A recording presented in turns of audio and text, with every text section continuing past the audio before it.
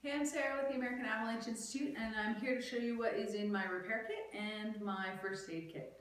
And this is a typical day tour first aid kit and repair kit. If I was going on an expedition, I would add more to both of them. So to start with, on my repair kit, one of the first things that I always carry is some sort of bivy sack. And I can carry these lightweight emergency bivvies. More often than not, I actually carry this, which is a rescue sled. It also doubles as a tarp and also as a bivy sack. So something to have as backup in case someone gets hurt or in case you spend the night out. In my case, since it is also a rescue sled, I carry some cordelette as well as some carabiners so I can rig something to drag someone out. Other things that live in my repair kit, I always have 4 or 5 ski straps. These things are awesome for if you have skins that the glue is dying. You can use these to attach your skins to your skis. It also works well for snowboard bindings that are broken or those sternum chest straps on your pack that break. So I always carry at least 4 of those. This is my worst case scenario. This is a large hose clamp, and if someone rips a binding out of a ski, I can strap the boot to the ski and crank this thing down and basically limp someone out of the mountains. It does work, I've tested it. I also carry a little extra cordelette. I actually use this for cutting extended column tests and if I need it for any sort of repair or any sort of splinting, anything like that.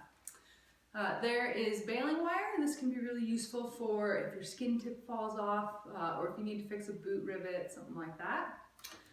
This is glop stopper. I carry this even in the middle of winter because if the snow surface gets warm and it starts clumping your skins, it is a huge bummer. So this is the big chunk. You can also cut it in half if you want to go light and fast, or cut it in thirds.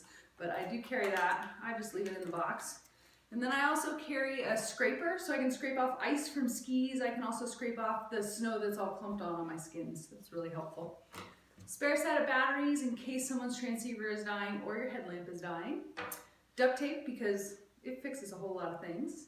I always carry a headlamp in case I spend the night out or I end up just staying out longer than I expected. Some flagging tape in case someone gets hurt and I need to signal people in. This can be really useful, something nice and bright.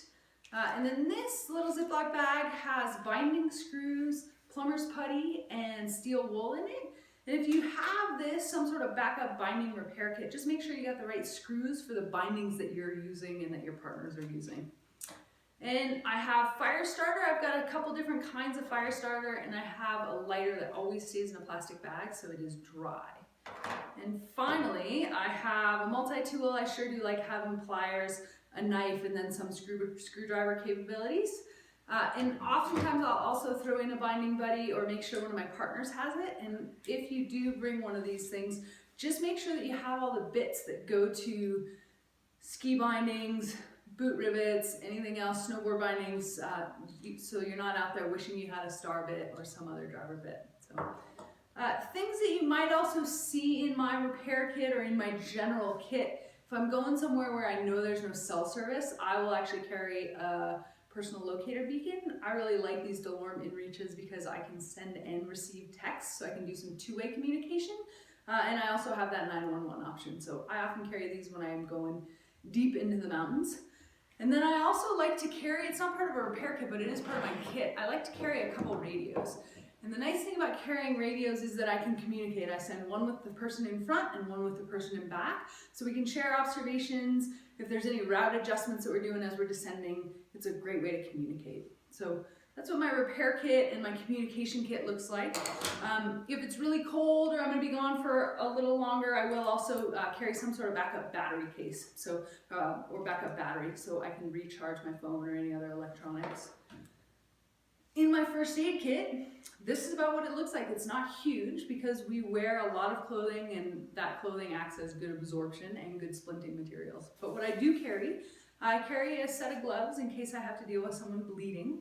And if I'm going to need more gloves, I can always use the Ziploc bags that my sandwiches were in. I always carry a face shield, so if I do have to give CPR, I have that. I carry an A-strap because it's really helpful in terms of splinting. And I haven't found anything to improvise it very well. So throw in an A-strap, set of hand warmers, at least one. It's really nice to have so you can warm up your hands really quick. I've got about a foot repair kit, especially with people with new boots. It's really nice to have a way to fix blisters. I carry mole skin, I carry mole foam, which is thicker, and then I carry this stuff which is second skin, and it's really soothing for any sort of open blister. So I like to have that. And I also carry athletic tape to tape it all on. I also have these wound closure strips or steri strips in case someone gets a laceration on their forehead or anywhere else. I can close those wounds. Band-aids that are typically Superman, Wonder Woman, some sort of theme like that. I carry a few of those, so if you ask me for a band-aid, you'll get something fancy. I carry a little bit of gauze, and then I figure if there's major bleeds, I'm going to use a buff or some other layer to also help deal with the bleeding. So with tampons, not only can you be a girl's best friend, but they're also quite good for wounds that are bleeding a lot. So I'd throw in a couple of those. And then I also carry a couple medications. I carry ibuprofen. I carry Benadryl in case someone has an allergic reaction. This can be really darn helpful. And then I also carry Imodium because that's a bummer of a problem to have in the backcountry. So this is what my first aid kit looks like on a day tour. You can see it's really small, and I can actually fit all of this in this little stuff sack.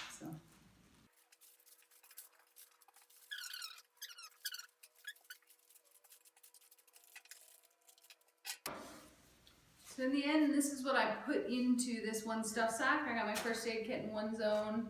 I've got my repair kit in another, and my blop stopper just hanging out separate. This other stuff that I had talked about, I always have my multi-tool actually really handy, either in a pocket or in a side pocket of my backpack. This cord, since it's used for snow stability analysis, I keep this nice and handy. And these straps go in the top lid of my backpack. So with my sled, I put it at the very bottom of my backpack because I sure hope I don't have to use it. And that way I don't have to dig around it every time I open my pack. And my headlamp goes in an easily accessible spot. That's what I got for you.